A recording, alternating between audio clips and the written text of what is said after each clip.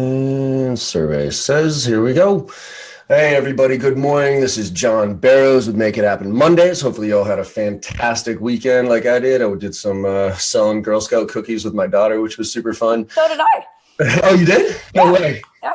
That's awesome. So I'm here with Emmanuelle. I'm super excited to be here with a good friend of mine, actually, Emmanuelle. Emmanuelle, introduce yourself to everybody on the audience here and tell them a little bit about the background of, first of all, how we met and also kind of what you're doing these days with Toast. Cool.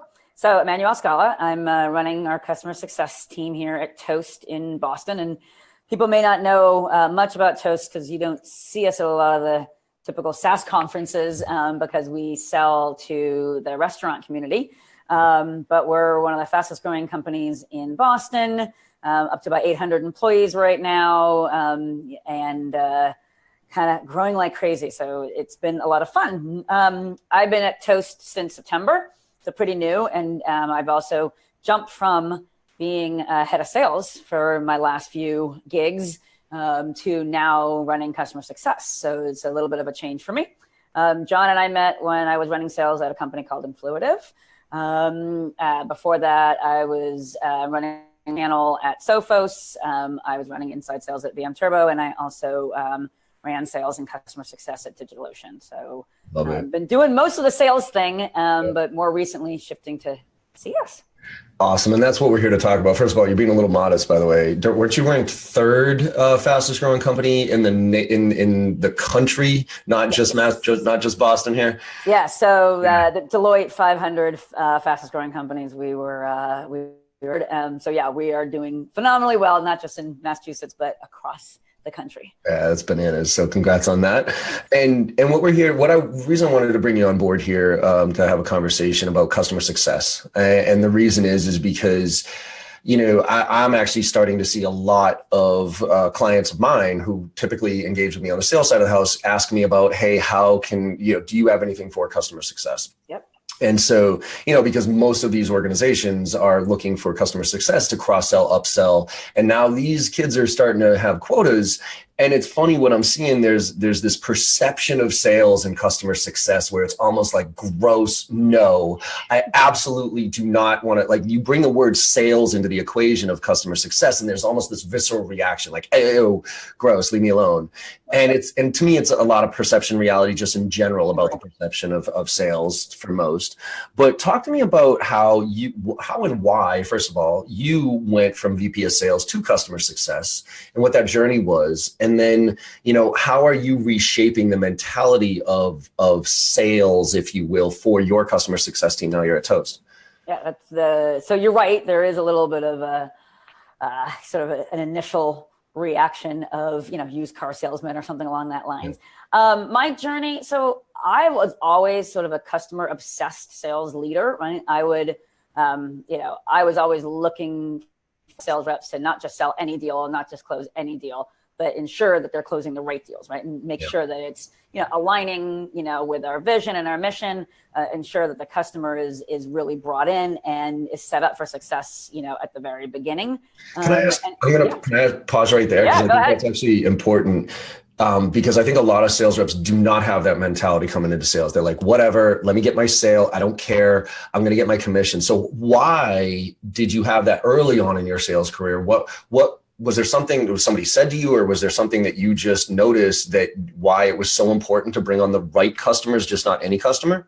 So it's a great question. It was sort of an evolution. So I'm like, my background, like even before I got into sales, is in operations, right? And I like factory operations originally, like right out of college, I worked at Intel and then moved into sales operations. And so initially as a sales leader, I was all about like efficiency, like finding the most efficient way to market.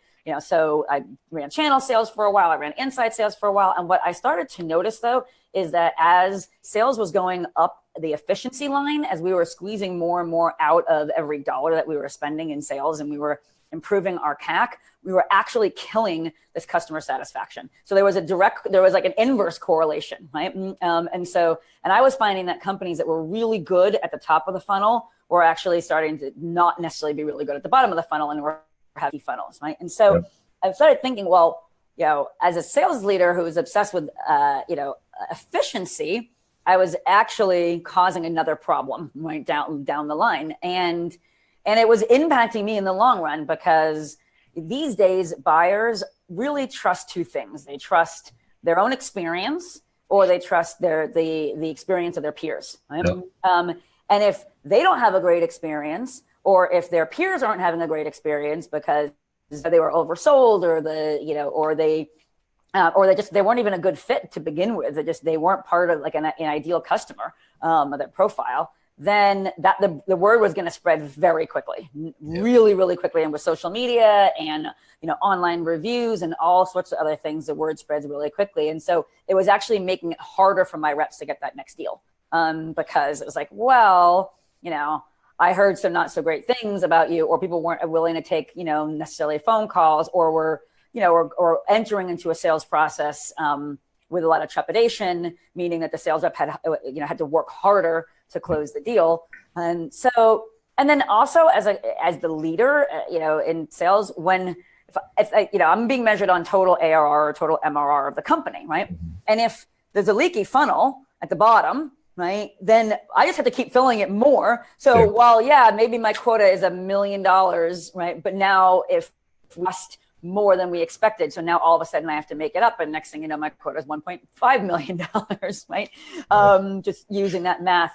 So it was making my job harder. At the end of the day, my job was so much harder not focusing in on, right fit customers and, doing what we can do to make the customer journey overall successful. So that's why I jumped. I wanted to see if I could influence our overall customer journey and customer experience by being the leader on the other side, having a lot of empathy for what the sales reps go through, mm-hmm. and how hard that of a job the sales reps job is, but also giving them more empathy for how hard the CS job is. Yeah. And I think that, what's interesting is because I'm all about that ideal customer profile. And because first of all, the sale ends up becoming so much easier once you really hone in on that perfect fit, right?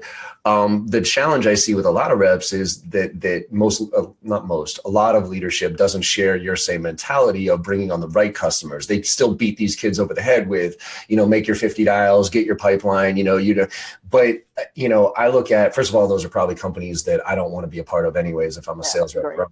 But second of all, if you're the way and trying to translate this to the audience here, if your goals are to become in leadership, to become like, you have to be paying attention to this stuff now. And if you're in one of those churn and burn type organizations that's just trying to get deals in and they're losing, look to see what happens, right? With the success of the company, how hard it is to sell, and also just the overall, just success of the organization, right? Yeah. Because over time, it will pay. It will come back over time, right? You may not see it in the first year or the second year, but once those renewal cycles start hitting, mm-hmm. you're going to see it, right? And the other thing too, I don't know about you, but I would hope that sales rep would feel crappy, selling a deal and then that deal churning, 3 months later, 6 months later, a year later, whatever it is. Because it wasn't the right fit. When you're recommending a product to somebody, you're putting your own personal, reputation and your own credibility on the line, right? Mm-hmm. And if your customer's coming back and saying, oh, well, you told me it would do this, or you told me it would be a good fit here, or you told me I could do this, and it wasn't quite true, right? Then you just, I don't know, your reputation's on the line, right? And the word will get out. The world is a small place, right? Yes, and you want your buyers to give you amazing reviews, right? And, in terms of like, yes, this person was great to work with. They were super consultative. They really helped me through their problem. They told me like they told me how to set myself up for success. They told me what some of the common traps that customers fall into, and I was ready for those. Absolutely. Yeah. No, you'd hope so. I mean, I think with the whole predictable revenue model, though, I think we're getting a little bit away from, you know what I mean, with the segmentation of roles. Cause I think at least when I was first started selling, I did the whole sales cycle and, you know, when I was also a startup, you know, a founder of a startup. And so I saw the direct impact of bringing on the wrong customers versus the right customers because I managed them through the whole sales process. So I had that. I think there's a little bit of a disconnect these days with the SDR, BDR, AE model of, hey, let's just get as many leads as possible. Because and look, some reps do it really well and they really do care, but then unfortunately sometimes they get smacked over the head because their numbers aren't where some of the other reps who don't care as much. Yep. Which I think we're in this real weird middle ground right now of transition of that model in general. I think that I don't know about you, I'd love to get your perspective on the whole model in general and where you see it evolving to, because I don't see the SDR, BDR, AE, CS, I don't see that as customer centric in any way, shape, or form. Nobody likes to get passed off 15 times to get an answer between something. So do you see any shifts? I know we're taking this off into a little bit of a different conversation, but I'm curious what your thoughts are on this. You know, do you see this model changing over the next few years? I do. I mean, it somewhat depends on how transactional the sale is. You know, the more transactional it is, actually, the interesting thing, the more transactional it is, the more likely there is going to be a handoff, right? Sure. You know, throughout the process. And, so that's one. The more enterprise or the more strategic it is, the more likely that the single person is going to own the entire life cycle. One thing I do see a shift happening is there's two shifts I see happening. One is I actually see that from a leadership perspective, leaders caring and being compensated and measured on things that are full customer life. So maybe not the individual. So the individual may still have, you know, a BDR job or an AE job or a CS job, but their manager cares about everything, right? So that way their manager is going to put in place the right processes and the right incentives, you know, down. So for example, right, one thing I see fairly frequently is if a deal churns within X period of time, whatever the company dictates, right, it can get clawed back, right, from the rep, right? Or if an account never goes live for whatever reason, because once the CS people got into onboarding, they uncovered it wasn't a great fit, you know, the rep doesn't get paid at all. Right. You know, or I've also seen reps carrying churn and retention metrics, right? Even if they're not the ones doing doing the actual retention activity, right? Carrying those metrics, or the manager carrying those metrics. So I do think leadership, you know, is like kind of evolving to one revenue person, right? And, wasn't that the CRO, right? Yeah, like essentially a CRO. Yep. Yeah, because I mean I came to the conclusion a little while ago because you know CRO probably popped up, I don't know, like that title really started to take hold maybe 4 or 5 years ago, something like that, give or take. Yep. And to me it was the realization, it was almost because sales and marketing couldn't get along. You know, so you got your VP of sales and your CMO and they're constantly beating you up, and the CEO is just like, I don't want to deal with you two, shut the hell up, I'm going to hire somebody to basically be your parent. Yep. But also now with customer success being a critical component of it. And let me ask you, who do you report to over at Toast? The CEO. The CEO. So do you have a CRO yet? No. So we have a head of sales. Yep. And then a head of marketing and a head of CS. Right. Okay. So they're all reporting. So that's how important this role is. I mean, you report directly to the CEO, right? Oh, yeah. Yeah. No. This is it must report directly to the CEO unless there is a CRO, right, who owns the entire thing. All revenue, which I do think is actually the ideal situation, is that you have a CRO who owns all revenue, including retention, cross-sell, upsell, right? And who's really, who's looking after, because then you don't have the debate about top of the funnel versus bottom of the funnel. Right. And you don't have a sales leader saying, I don't really give a shit if the funnel is leaky and if these customers churn. And then, and a CS leader, looking at their number and thinking there's no way I can ever hit it because we're getting handed bad deals from the beginning, right? Yep. Which you see as typical. And then in that case, the CEO ends up being, sort of the moderator. Yeah, I do think that while I agree with you that like the old school way of selling, has been, numbers, just sell anything you can. I am starting to see more and more sales leaders, take on but for that, kind of total revenue leadership perspective, but also, care, because at least at the executive level, if, the sales leader should be bonused and measured on not just incremental ARR, but total ARR, which includes churn, right? Absolutely. So because they have to be measured in the same way that the board looks at the business. Mm-hmm. So they absolutely need to care. And I think it's, you can rely on the rep to, have their individually want to be customer centric, but really it's up to the managers in the organization to put into place, right, the processes. So whether that's be like better discovery, or something that we put in at Influitive was even up at the BDR level was a red, yellow, green. We had a pretty detailed description of what our ideal customer profile was, right? And we had rules that was like, okay, if it looks like and smells like green, just go ahead. You don't even have to ask anybody. Right. If one of these things, comes up, right, then it's yellow, like talk to your manager, right? Before you pass it on, talk to your manager, talk to the AE. And if it's one of these things, it's red. Don't even pass it. And if you do, you're not going to get credit for it, right? Because, it is red. We don't want to sell to companies like this right now. Spending time defining what that red, yellow, green is super important. And then you just don't give your reps the chance to pass on red stuff. No, I love it. And that's why I keep reinforcing to everybody that ideal customer profile. Like as a rep, if you're probably given your basic ideal customer, this many employees, these industries, but man, the nuances make the difference. Oh, completely. It's nuances like, something, the personality, if you're a startup, right, and you're selling to early adopters, right? So what are the characteristics, that you're going to be able to identify in the sales process that's going to indicate whether they're an early adopter or not, right? Thing to do is profile all your successful customers and then your not successful customers and figure out, like, is there a correlation, right? Is there something about all the ones that haven't been successful that's common? Is there something about all the ones that have been successful that's common? And this is where you can work with your marketing team or, the whole revenue team can come together and define that. I was going to say, like, what you need to do is you don't just have your sales team talk about what's a success look like. You bring customer success in and you bring finance in, because the finance, the sales rep's going to say whoever spends the most money. The customer success is going to say who's ever the least pain in the ass. And the finance person is going to say who's the most profitable, right? Yes. Yeah. And who has the longest LTV, right? Who's the best LTV, right? Exactly. And that's like, so the role of like sort of a revenue ops or a finance team or something along that lines, right? Because, if you can get great ARR, right, by selling to a company, but they're more likely to churn or less likely to upsell or whatever, their overall LTV of this selling to this industry or this size company or this characteristic is low. That's great data to have to go forward.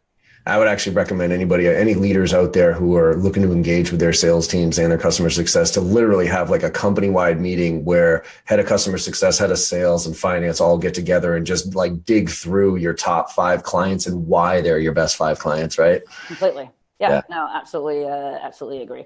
I think, you said something at the very beginning, right? The more CS is evolving itself, right?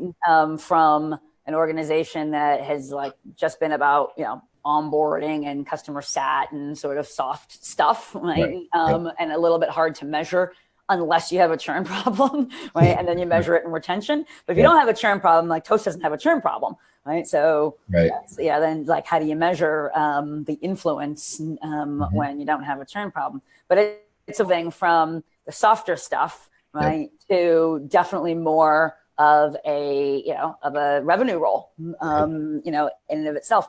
And it's not, I think, it's very different than obviously a new sales role, because you're trying to grow revenue within an existing account base and customers who are already, bought into the vision of your company. And it's not a hard sale. It's, it's more of a consultative, right? If there's something that you need, because it's going to help you grow your business or it's going to, help you meet your objectives, then a CS person will sell it. But, we're generally, the difference is they're not, is revenue is not their only goal. And the bonus of a CS person is significantly smaller than a bonus of a sales rep. So it doesn't become as much of a leading indicator or a leading factor. You know, it was funny. It was a while back, about 2 years ago, there was a post that I saw on LinkedIn where some CEO was like, "Hey, I'm never going to hire another sales rep as long as I run companies." And his point was, look, sales reps are all incentivized for the wrong reasons. It's end of month, end of quarter commission. So it's not customer centric at all.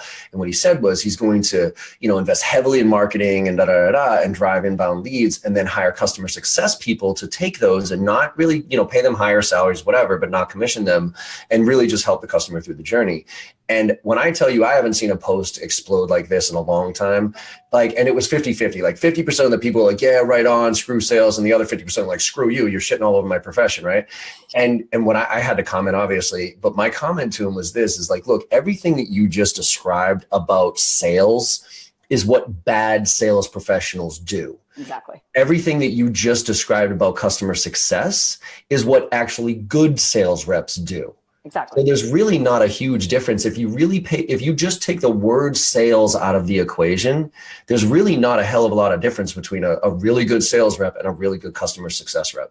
Yeah, and I actually had, so my old CEO at DigitalOcean, he might have even written that post, but that's exactly what we did. My joke was like, I don't honestly care what we call it. We can call it foo, right? Like it doesn't actually matter what it's called, right? Yep. But the idea is that, right, that there is a human being, right, yep, who wants to talk to an existing customer or a prospective customer, right, to help them understand our solution, right, and help them, with adoption of the product, right, and help them meet their goals, period, right? Like that is it. And, and frankly, there was another post recently that I saw about, it wasn't as explicit, but it did say something like, should we stop commissioning sales? Yeah. Like, are we incenting sales in the wrong way? And I commented on it. I'm like, well, I think that, listen, I'm a big believer in goals and sure, have, some kind of goal and metric that's tied to the company's goals and metrics.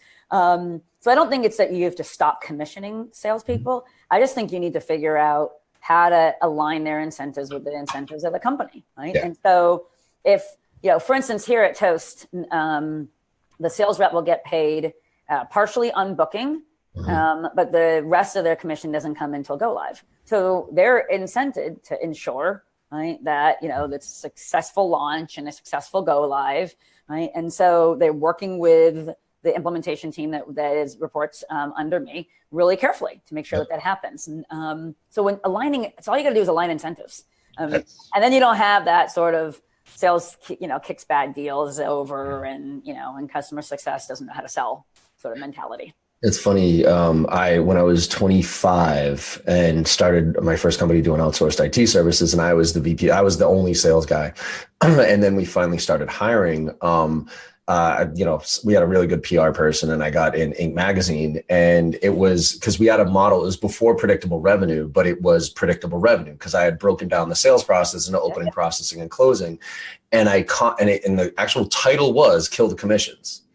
And it was my philosophy on, yes, I'm going to pay you some commissions based on your individual roles, but we are going to get I provided bonuses, quarterly bonuses that were rather significant if we as a team hit our target. And then I also comped you because we did MRR, like that's what, like, so if say our average deal size was $3,500 a month, I would pay you 1 month commission on your deal. But if that client churned within 6 months, I came and took that money back. Yeah. Like I straight up said, sorry, that money's coming off the table. I'm taking that $3,500 back. Exactly. And, and it was amazing what that did to the approach from sales reps and what clients they started bringing in. Because originally I was bringing on the ideal customer profile because I knew it, right? But then when I started hiring sales reps, they were bringing on anything, and I was like, no, we can't do this. And that's where that came from. So it's what's old is new again, right? One thing which really surprises me is that the sales leader and the CS, if they are two different people, a sales leader and the CS leader or line managers or anybody in management don't get together often enough to compare before 2000, before you starting your year to actually align comp plans. Mm-hmm. It's a simple thing of, okay, let's dig into the details of exactly how a sales rep is paid and exactly how a CS person is paid and align those. Surprises me. And I mean, I've seen examples of comp plans where like the upsell revenue is whoever does it. Well, like that you're instantly causing inside your own organization, you're instantly infighting about like, who's going to upsell Yeah. or something along the line of, like, or incenting the sales rep to do, sell everything up front, right? When that might not be the right model for a customer, right? Maybe the best model is, more of a land and expand model, right? Where, you get a customer and then over time you grow that customer. If they're not incented to do that, then they'll sell everything up front. And that might be actually the worst thing for the customer. So something as simple as just let's really think through what motivation we're putting on our teams. It can go a long way. I love it. Well, we got about 5 minutes left here. I did want to highlight a couple of things because I read your article. And for those of you who are listening on the podcast here, go Google Sales for Life, and the title of it, Stop Overpromising, 5 Tactics You Need to Align Sales and Customer Success. But for those of us who are watching it on Facebook here, let's talk briefly. I mean, there's 5 things in here, but what are some of the things that you think, like what are like 1 or 2 of the top things as a sales rep I should be doing to make sure that my customers are set up for success and customer success is set up to service them? What are some of those things that a sales rep should do at today?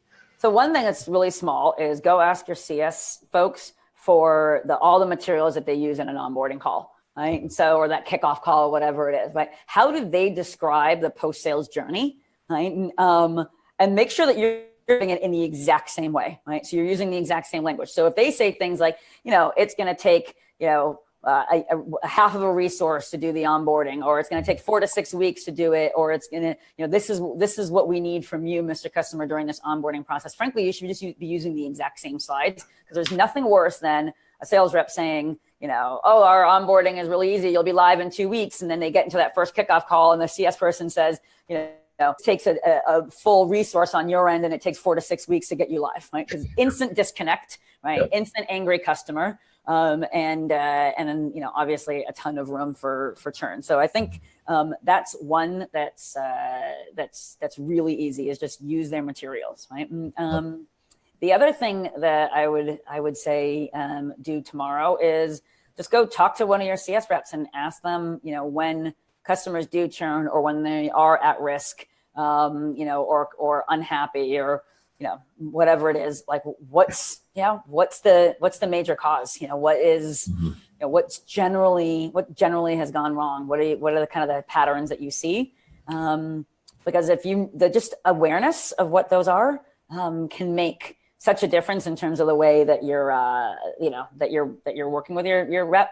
And then the last one I would say is make sure that, you're not, when you're handing off to a CS, I would stay involved. So yes. The ideal scenario would be you're on that kickoff call, right? Yep. And also the ideal scenario is the buyer is on that kickoff call, because there's a big difference between the buyer and then the user. Right? Yes. If it goes from sales rep plus buyer to CS plus user, those are 4 completely different people, right? Yes. Right? And like 2 people were involved in the sales process, 2 people were involved in post-sales. They may have never, ever talked. So my ideal kickoff call is sales rep plus buyer plus CS rep plus user, all 4 on the call, doing that handoff. The buyer can say why I bought, what I was hoping to gain from it, right? The sales rep can, put add any color to that, and everyone's aligned. So if you can, I'd require it personally. Totally. I'd require the kind of kickoff call like that.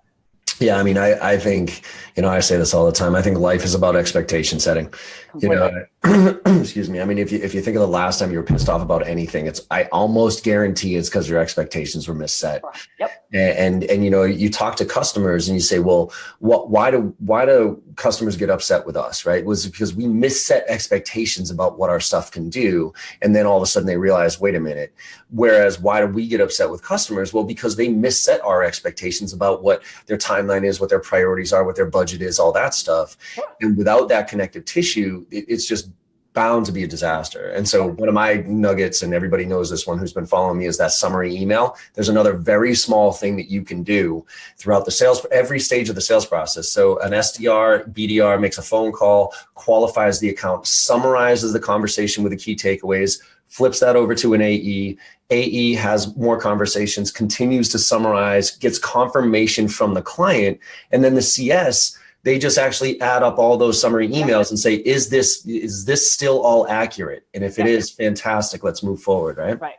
Don't want to have have the same conversation over and over and over and over again with you. That makes your organization look pretty JV. So well, and it's also frustrating, right? I mean, I always use the example of when you're calling into, like, say, your Verizon or whatever, and you get that frontline person who asks you 30 minutes worth of questions, and then you're like, oh, sorry, I'm gonna have to elevate this to somebody who knows what they're talking about, and then that person gets on the phone and like, so how can I help you? And you're like, what the right, exactly. I got the same 30 minutes with the questions. Yeah, no, I mean, companies can get in their own way from having a really bad customer experience just based on communication alone. So, and right when the sales process is over, the customer is it's at a peak in terms of their experience and their excitement, right? And the worst thing you can do is take them from that peak of like, all right, I'm excited, I just bought something, this is going to help me, to an instant low by having the CS person be like, okay, so tell me about your business. God, right? And that's the worst thing you can do. So awesome. Well, I know we're up on here. I know we both have a hard stop here. So, Emmanuelle, tell everybody where they can find out more information about you, more information about Toast, and everything like that. Sure. So find me on LinkedIn, Emmanuelle Skala, or at Twitter at LELLESKALA. Toast is in Boston, but we hire all over the country. 50% of our team is remote. So sales, CS, hit me up. Awesome. Well, Emmanuelle, thank you so much for this time. I really appreciate it. I think we could go. I know we focused a lot more on kind of the sales side of the house. Maybe next time we get over, and I'm going to actually look for feedback from my audience here on how many customer success people are out there. Yeah, so we can focus a little bit more on what does customer success do to be successful in sales. That sounds great. All right. Thanks. All right. Bye. Have a great day. Thanks.